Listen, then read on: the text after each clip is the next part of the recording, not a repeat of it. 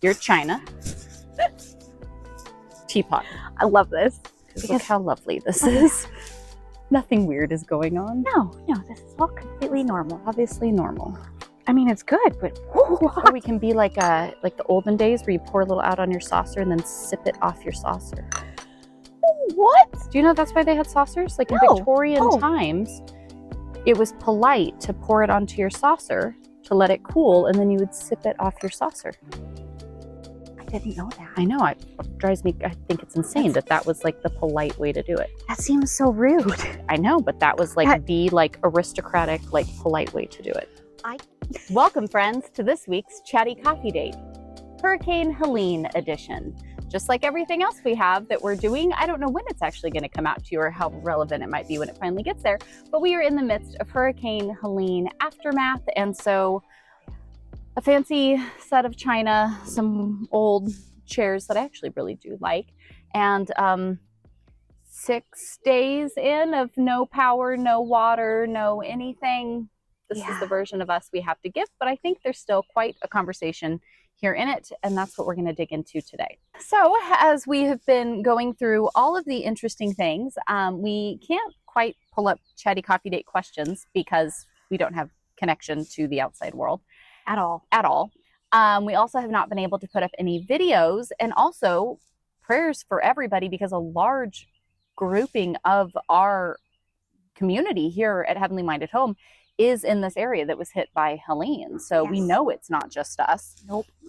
But this is what we've got, and we're just kind of hanging out, making camp, trying to get through and do all the things, which of course we'll be sharing about. But while there's other videos to put together based on the what's going on and how we're doing it, I thought the Chatty Coffee Date conversation could be more along what being off-grid so quickly has shown us.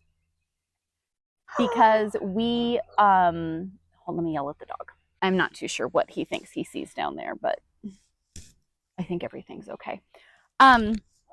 So backstory, when we moved to this property over 9 years ago, this is our 16th home. We had been twice in our married lives. We had stayed in one spot for just at the 2-year mark. Otherwise, we had moved at least once a year, if not more. Okay. So the fact that we've been here I've never lived anywhere. When I was a kid, we lived one place once for 7 years, and that was the longest I had ever been in one place, versus my husband, who literally lived in the same house from 10 months old to 21 years old. Oh my goodness. He lived in the same house that his grandfather built his whole life. Oh, wow. And then there was me, who had, again, we had one apartment for 7 years. That was the longest I'd ever been anywhere. But otherwise, I moved quite a bit too. So we get here. We've lived here for over 9 years. The reason why we're here was because we had always lived, when we moved out to North Carolina from California, we were always in like the suburbs of Charlotte type area. We were down outside of Savannah, Georgia for a while. We traveled down through the Florida Keys every week from Savannah when we started our wedding business, which I get was crazy, but like that's what we did. So weird. But we had never been like country, like that had never been where we lived. I wanted to go completely off grid, self-sustainable, and was like, let's just go for it. And my husband was like, that's a little crazy. We've literally never, ever done anything like that. Lived anywhere like that. Like that is so not what we know how to do. I could see your husband. Maybe that shouldn't be what we go do, because it's like, we're going to go up into the mountains of North Carolina. We're going to live totally off grid. We're going to get a yurt. And he was like, we had 3 small kids at the time. We ran a business, like and he was like, that's not going to happen. This is the craziest thing you've ever thought of. Wife. Yeah. And so our agreed upon plan then was, if I found a property out still in a town, but kind of started the process, we would see how we liked it and kind of go from there. So I find this property in a town that we've never been to in our lives. It has 8 acres. It feels very remote, but yet town is right here. It's not a huge town like we were used to, but there is town literally There's a Walmart. right. There's a Walmart. There's a Walmart. There wasn't a Target, and I was like, oh, how will we survive? I'll just drive to, you know, where I can get one. When we first moved here, right? That was me, because I was like, there is not a Target here. Okay, it's fine. And we still did weddings. So I was in Asheville and Charlotte every week. It'll be fine. I can get through. There's no Trader Joe's. There's no Starbucks. That was me. So me, who also wanted to live off grid. I get it. I want to live off grid, but also, why is there no Target available? Basically. Okay, I get it. I understand. That's so funny. So we get here and we start having the chickens. We have the sheep. You know, we've done different things. And I would say that there are many things that we do without that most people have in their homes and would find normal. Like we do survive off of our fireplace and firewood and stuff like that throughout the winter. Like we do, I feel like we do many things that are kind of along that line of kind of leaning that way. But then a massive hurricane that wasn't supposed to be more than some rain and, you know, maybe some wind. The mountains were supposed to disperse it and break it up before it hit our little teeny tiny town. Yep.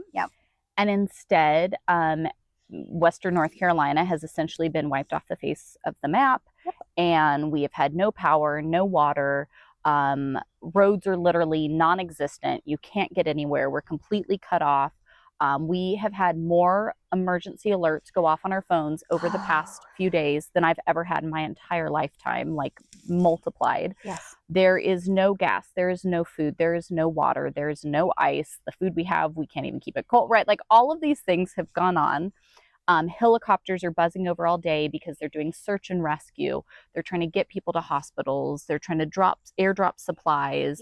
And it is going to be a very long recovery process. Like this is not just gonna get fixed. This is not like a flip the switch. Oh, everybody has power. Life is now instantly back to normal. Absolutely not. That's not going to be happening.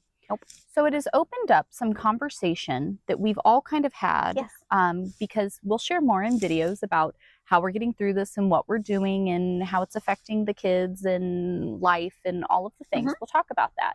But I thought it would be great to have a conversation on, we have been kind of loosely talking about the aspects of this. And I want to say this in the right way, because so while we have had plenty of loss that needs to be dealt with, we're very thankful because we do not have it as bad as some in our own community. There has been no loss of life. Yeah, there's been no loss of life.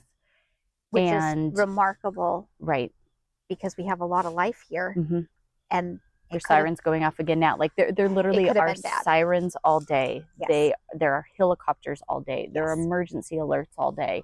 We are on day 6 now, and it hasn't slowed down. It's only ramped up. So like it's not stopping anytime soon. Which is just so much. But I do genuinely believe that life is as lovely as you choose to see it. And so from day one, we have all very much stayed in this like, hey, we make the best. God didn't know that this was going to happen, right? Like he knows exactly where we are. There is no surprise. This might not have been our plan, right? But this was always the plan. And we just start taking and playing our part in it. Right. And we can always find the blessing in it all. Having a creek that, yes, caused a lot of flooding and damage, but a lot of damage. But it can be a source of water. Down trees, not great, but we can dry out the wood and have firewood to boil the water, to cook the food, to broken fences that trees have crushed, that we have to run out during hurricane weather to make sure animal pens are safe and to bring animals in, and not optimal. Firewood that comes out of it, very optimal. We will take it. And so there's been a lot of pieces that, again, there's the real heavy side of it all that has to be figured out and dealt with and all of the things. Sure, absolutely. But we've also had some conversations so I don't want to downplay that. I guess that was like No. the preface of like Yeah. not trying to downplay that, because yes, I understand we didn't have it as bad as some, but we do have a lot of the bad pieces that do have to be dealt with. But we don't have to just dwell on that and be stuck No. in that. Because as we've sat around, I feel like we've noticed many things that we're like, this is kind of nice. Yes.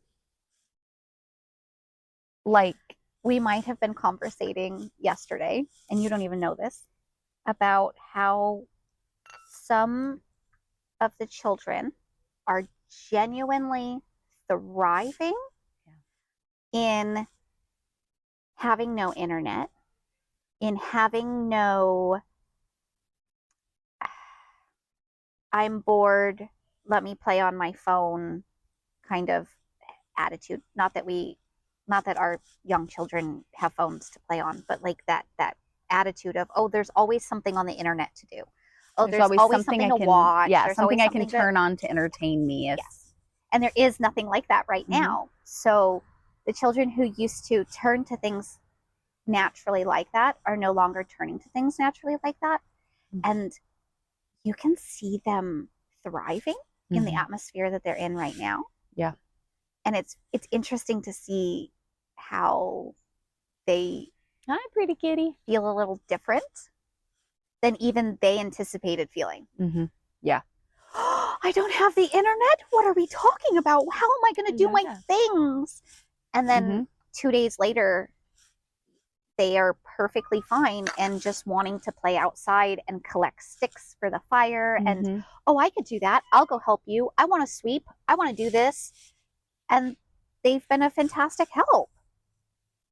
I love how our animals that are on the property just keep like popping up out of random areas, and you're like, oh, hey. I think the animals have also been the big winners. Oh, absolutely.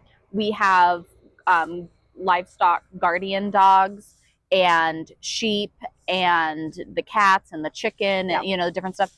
And I think they're totally digging everybody kind of just being outside all day with them, because we were outside all day cooking. The weather is actually better outside than it is inside. It is. Yeah, oh, sure.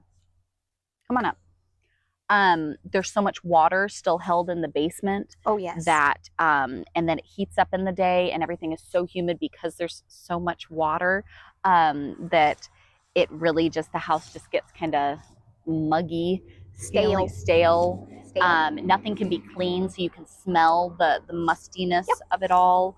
I guess this is why people lived outside as much as they did back in the day. And I've always said, like, if I could just have a screened-in room. Oh, goodness. That would be amazing so, like, the mosquitoes couldn't get me. Like, and the bees. And the bees couldn't get us. Oh, like, I would be set. Right now. The bees are out of control. Oh, the bees.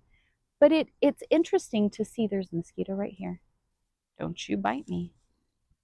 Don't you bite me. The mosquito, not the cat. Literally right now. I put on bug spray before we came over here. Hold the phone. And you're still being eaten. You saw that. Like, it hovered right here. Got away before. Okay. He's over here and he's going to bite me. I promise you. This is really what it's like. This is really what it's like. But in so many of the things, though, it amazes me because it is. There's so much of it that I'm like, I'm kind of enjoying this. Not the part where I know stuff is ruined, not the part where I know we have like, but you can't clean it right now. You can't do we can't do anything about it. And I could sit here and be overwhelmed by the fact that you could throw a giant pity party, because there are many things being literally destroyed in my house right now because I can't do anything about them. Yes. But I can take all the kids down. I took all the girls down to the creek and we took baths in the creek and helped each other. You know, we've all put on our swimsuits, went down to the creek, bathed, helped each other wash our hair, you know, do all the stuff. We had fun. We're out there with the fire going all day, right?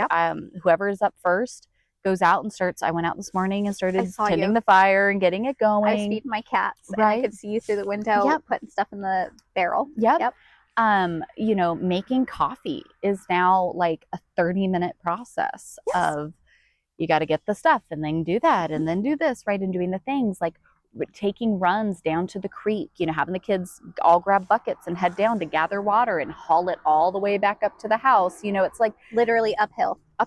Yeah, like so it's like there literally are so many of these things. But then I'm like, so many of the things that I feel like we've been trying to, like, isn't it funny? Our society, we try so hard, and how many of my videos have been about finding balance in life Mm-hmm. and enjoying the things that matter and Mm-hmm. yada, yada, whatever. And it's like, but in a way, and our family has gone through a massive flood where we literally had to be evacuated by boat and we lost Yep. everything we owned and all of that stuff. So, like, it's funny because I'm like, those same lessons we learned then almost 20 years ago are the same conversations we're having here today, where it's like, man, hi, buddy. It's kind of nice to, it's stressful in many ways. Nobody here with a physical job is going to be able to get to work anytime soon. Nope. I can't upload anything. So my stuff is not making any money. Like, I don't know how the things are going to work, right? But again, if we're not dwelling on those pieces of it, sitting outside every morning around a fire It's quite lovely. is quite lovely. No buzz of No electricity. buzz of electricity. It's actually genuinely the best. Yeah. Um, all the girls coming together. We have 6 daughters in between us. Yep. So the girls coming together and like slamming out all the dishes. Yep. The guys going out and the boys, we have 2 sons and we each have one. They're Yes. out chopping wood each day and stacking up Mm-hmm. and having a great time doing it. The Mm-hmm. kids, we have just candles in the house Yes. in the evening. Mm-hmm. And the kids are, I mean, I went to bed last night. I was like, y'all finish your game. I don't care. I'm so tired. I can't do it. Right. Because we're all waking up with the Yes. sun and going to bed shortly after the sun goes down. Yep. You're working and active all day throughout the day, Mm-hmm. but it's so lovely. Yes. It's meaningful work, Mm-hmm. and you see the meaning in it at the end of the day. And I think that helps everyone, because when they understand why we do the work and what we're doing and what it goes towards, Mm-hmm. they go, oh yeah, you know what? That makes sense. I understand the need for a fire. Let's do that. Mm-hmm. Let's accomplish that mission. And then they all rally together to accomplish the mission of firewood. Yeah. Our sons, your brother came and said that somebody needed help out of their driveway. Yeah. And boys piled in the back of a truck Mm-hmm. with a chainsaw, and they All right, took let's off go. and helped somebody get out of their driveway, cut the tree, because that's Mm-hmm. what it was. Massive tree. Massive tree fell in their driveway. They couldn't get in or out. Nobody could help them. Our boys, actually quite a bit of, they just all trucked over there. And then as a, please, we're so sorry that you had to come and help us. Please take any of the firewood that you would like. And like, that's perfect. That's no what problem. We're using to cook Yay. and to get water. And so they loaded up the firewood and brought it back. And it was the afternoon activity that everybody then just jumped in the back of the truck and unloaded the firewood. And everybody's tired at the end of the day. I mean, we're exhausted. Tired doesn't, but like all of that. And so I think it's interesting, like, so in an ideal world, right? Because there's a lot of pieces that have to be figured out. This is not ideal. Right. No, this is not the ideal. I get that. And there's a lot of pieces that we need to figure out, but it always brings me back. And this is why I love minimalism and essentialism so much, is because after we lost everything we lost in the flood almost 20 years ago, mm-hmm. we really had this big, like, wow, like, what does matter in life? Mm-hmm. And, I always give that example when I talk about minimizing your home of, like, if your house were on fire or flooding, because for us it was flooding, I literally had to run in and go, okay, what can I grab? I don't know if our house will be here when we can come back. Like, what are the things you grab? And it's amazing how you start to look at the things you have differently when it's through that lens. And I know, being from California, we're both accustomed to that. Literally, fire is coming. There was a year that we were actually in the midst of moving, and a very, very, very large fire happened in our town, and our town has never caught on fire like this before. Mm-hmm. But there was a full day where I had to explain to my very young children at this point that we needed to stack up the things that could not be replaced are treasures. We had to box up our treasures in things we could carry. Yeah. And put them by the door because in case. Yeah. And so it was very interesting watching what treasures a child would bring you that meant the most to them. Yeah. And it was not a scare tactic of, no, it was a genuine. But it was, hey, let's gather up some of our favorite things that you know that you would want. You slobbered my whole leg. Oh, I am so sorry. Okay. Oh, goodness. Do you know how hard it is to get clean laundry these days? Our animals really are very, very excited about this and loving it. Oh my goodness. Puppies. No, you get the other side. I get the other side. But we had to do the whole pack up in case of a fire thing. And so we did the exact same thing. Fire is it's a thing that Californians deal with often. Oh, yeah. So fire for us and flood for you. But it is a weird, surreal activity to walk around your house and go, what can I not replace? There's heavy machinery going up and down our driveway like crazy right now. Like giant tractors. Giant, like heavy machinery. And these guys, again, the linemen and everybody volunteering with their helicopters and their planes, like it's so much. So, sorry. That is such a real thing. I love that. Okay. You know, and it's funny though, because we've been hand washing laundry with water hauled up from the creek. And we're like, you know, it makes those like biblical times, like the women all around the well, like it makes so much more sense. But like, how often do we all get the like, you know, we brought nothing into this world, we're taking nothing out of it. Like we say it all the time. We say that we live for the eternal. We say that we're heavenly minded. Like we say all of those things. And I know we all mean it. Like I'm not saying it's just lip service, because we do all mean it. But there's a difference between the like, you know it in your head and you do believe it.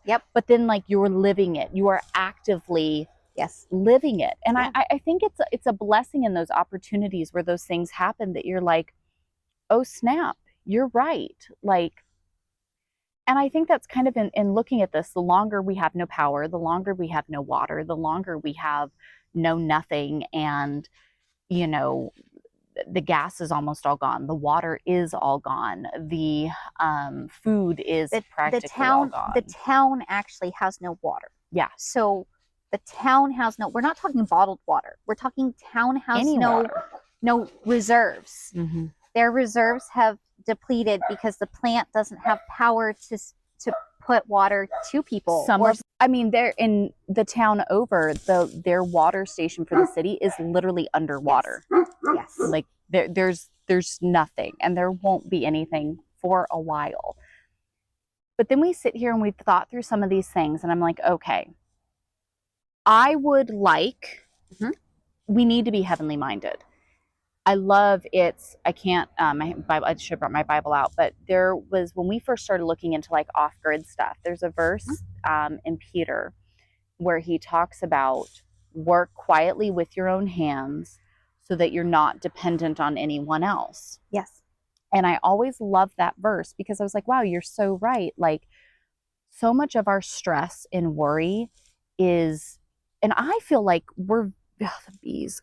I feel like we are quite minimal in the things that we do. So absolutely. Like I feel like we've minimized for so many years to be as removed as possible. But then when you get completely cut off, it just like kicks everything into high drive. It's a different level of removed because this is not removed by choice. This is removed by necessity. And it's weird when everything is just gone. One day it's there and then you have no option. Gone. Like it's not like we could go get it if we wanted to. Like it's gone. But the bees. But I think it's so interesting because the more I look at it, I'm like, you know what? Like, again, this is something we've talked about in so many of the struggles and things, right? How many videos do I do talking about balance or talking about this, right? Because we're always, and you always have to find that. Like balance isn't something you attain once and then you just have it for forever. Like it's a continual season by season thing. But I think it is amazing when you look at this and it's like, some of the things that are the biggest struggles or frustrations or just costs, or whatever in life, I feel like have almost kind of been remedied by this. And not everything, because it's also made a bunch of new ones. Oh, absolutely. I love that my dogs have literally pushed over the fence and made like that. I was thinking that was all blocked off. It was. Now I'm watching animals come through it going, huh. Yeah. Thaddeus went through that and he's ginormous. But I love, we came over here so we could be tucked away, and we have now had 1, 2, 3, 4, we've had 5 dogs over here just wandering around. And a chicken. The chicken came over earlier. And the chicken. Just wandering around. But I would love to be able to have power to the fridge. Oh, yes. Trying to keep the food we do have cold has been not fun. No. At all. So having a way to keep stuff cold would be fantastic right now. Yep. I would love to be able to have running water in the house. Oh, be still my little heart. To be able to flush toilets, to bathe. I mean, honestly, I'd even take, I would take an outdoor shower setup just fine. I would have no issue with that. A solar collection to warm the water and then an outdoor place. Like, yes. I would be so okay with that. But yes. like a running water system of some sort, even if it wasn't like, we have a well, so if power could be restored, we would have water because we are not on the city system. And in North Carolina, we actually have some of the purest, like, you can drink straight out of our creek, like we do have, not saying that that's what we're doing, because obviously a bunch has gone on, we're boiling our water, but like on a normal, not disaster time, like you can quite literally drink out of our creeks and streams here. Like we have springs on the property, just North Carolina has some pure water. But to be able to have access to water in a way, to be able to have a way to keep our fridge cold. And if we had things like, even like to have even a solar generator that we could charge things on, to have a rechargeable fan right now that like at night, it's so stale. And I woke up so many times last night because I was like, I'm just going to come lay my bed outside at this point. Like it is incredibly humid. It is, because there's so much water everywhere. Yes. It's insane. Outside was so much cooler than inside last night that we all kind of gathered in front of our trailer because at least there was even with the trailer windows open, their windows are small, so there's not a cross breeze like you want. And so we all sat outside because it was more pleasant. And I get why people lived outdoors and you like, sure, you sleep indoors to protect yourself from bugs and bears, but like a screened-in porch might do just as good right now. Oh, yeah. Oh, yeah. And it is. I think it's funny to look at it where it's like, man, like, I know nothing here is going to go back to normal anytime soon because, like, nope. It looks like a war zone out there. I mean, it is crazy everywhere you go. I mean, we've got enough of a mess on the property, but then you go out anywhere and it's like, oh, man, like, this is so much. But to look and see the things that I'm like, I don't know if I want it to go back to normal, right? Like if God gives us a lesson in everything that happens, I feel like there's a lot of these things that I'm like, maybe part of being a heavenly minded home, right? Because a heavenly minded home can look many different ways, but maybe part of being a heavenly minded home is that we are more focused on the things that matter in the way of not relying so much on the modern conveniences. Because so many of the issues we're constantly going around, right, is it's like, and again, I feel like we've been doing this for a long time, but this just made you realize how much more we could do, right? Yep. Like, if we didn't have those expenses for those things, we would need even less to live on. And I feel like we live on very, very minimal amount. But like we could cut out more. If everybody's up when the sun's up and we're all out there gathered around, stoking the fire, doing the stuff, and like we go to bed, like we don't need all the electricity in the house to keep everybody entertained artificially. You know what I mean? Like when everybody's not pulled, like sure, there's some things that like we would need to be even more. There's so much going on. But like the more we could do those things, we have so much room and so much space here, and it's always bothered me that we could be so much more sustainable. We just didn't have the manpower, but we had the space. Mm-hmm. You guys didn't have the space anymore, but you had double the manpower. And so we've said for years, like if we could all be in one spot, imagine the things that we could get done. We both felt like sinking ships. Mm-hmm. And since both of our ships were sinking, why don't we get in the same boat?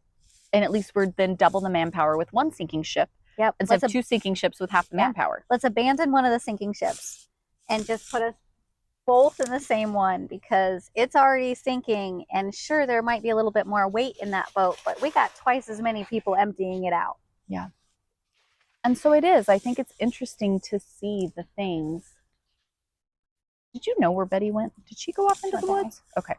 I didn't want to lose the little dog off into the woods. Like big dogs are easier to see, little dogs not so much. But I think it is interesting, again, just looking at it, because I'm like, wow, like I don't want to turn the internet back on. Like I'm kind of enjoying a lot of this. Like I would like, you know, obviously we're going to need something to some degree. I think that this showcases us that we can do without it, mm-hmm. but that pockets of it would still be beneficial. But then they would go back to being tools that we're utilizing and not just something that you're aimless with. Yes. Yes. If you only had an hour of internet every day, you would make the most of that hour of internet every day. Yeah.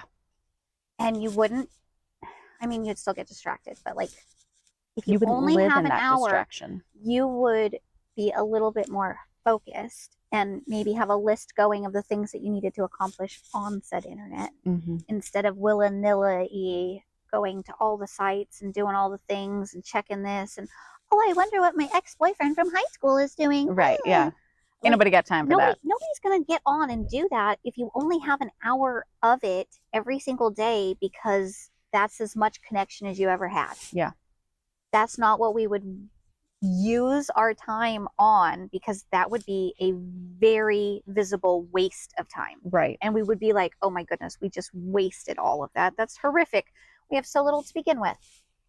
Well, and even like electricity being a tool, like if it was a tool that kept the fridge, like we could build an outdoor kitchen, right? Absolutely. But if we had a fridge that could work, like that would be massive, especially with trying to feed 14 people. Like that would be so massive right now. If we could power a fridge, huge. But like we don't need to have lights going in every room. We can do just fine without them. We don't need to have. We wouldn't need to have every single bedroom have a light on, because everybody wouldn't be spread out. They would be all sitting around the dining room table that already holds at least 10 people, at least, easily. But they'd be all sitting around that table playing the same game, drawing or using the same light. Their go-to game has been Hangman. Oh, yeah. Yeah. They have been having a blast playing Hangman, which cracks me up. That, I mean, from my 11-year-old to our 20-year-olds, they have been in there playing Hangman. I think that's adorable. We had a couple of card games that Family Boom. Our family brought a couple of games. What's funny in your family. Oh, Betty was out there. She came around the outside. Family Boom is a game we bought forever ago, and they didn't really like it. But now that there is more of them, like not just the few, like now that there's more, it's their favorite. They're having a blast.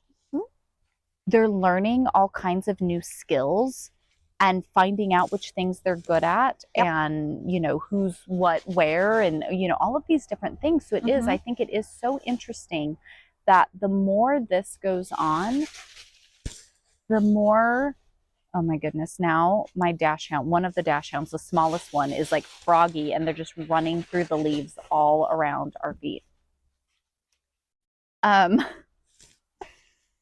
again, we came over here so it would be like the least distracting spot on the property. But I don't know. I think the more that we look at it, I'm like, I know for me, there's so much work that has has to be done to do what we do here. Yeah. I can't do any of it. I literally can't do any of it. We have no power. There is no internet. Like, there's not going to be any of this probably for a while. Like, I cannot do any of it. And it's like, well, okay, what else do you do? But then it's like all these other things that we have been doing. It's like, Lord, you give us a lesson in everything. I feel like I'm seeing many lessons in this. I think there is an amazing way to share and serve others through it. Right? Like, I'm not saying everybody needs to go through a massive hurricane that the land has never seen and lose everything. Like, I'm not saying that, but I'm saying there's a lot of lessons here that I feel like we're learning that it's like, ooh, what do we do with them? Because knowledge wasted is such a disservice. And so, like, how do we take these things we're seeing and utilize that? And I think there is so much here that's going to directly impact, of course, our families. Yeah. How we move forward, Yes. and even what we do here. Because I don't know. Like, I don't even know how to like brain dump all of the thoughts, but I feel like there is just so much in this of like, wow. And even just watching like our local community and what everybody's doing. I love people in the South anyways. We're all originally from California. The community that you find out here is so different than California anyways, across the board. But especially with something like this going on, like just it's almost like going back in time. It is. But yet the more, it's just that I'm also reading this book because I don't like normal books, but I'm reading a book and it's going through just the history of the Astors, like John Jacob Astor, and like all their, talking about all their wealth and all their this and all their things that they gained. But whenever you study families and how that happens, you also see how quickly they lose it and what all of that progress, actually does. It takes so many years and so many individuals to amass their wealth, and then one person ends up gambling it all away, and you go, wait, what are you doing? They had all this from generations, and you just I mean, I feel like the same thing. You study the Vanderbilts, you study the Rockefellers, and I mean, anyways, you can go off into all these things, but you're like watching all that, and like you look at all these ways. Like right now, I'm reading about when William Astor II, when he starts going through and what he's doing with real estate in New York and all these different things. But I find it so fascinating that we've done so much, quote unquote, for the progress of mankind. Yeah.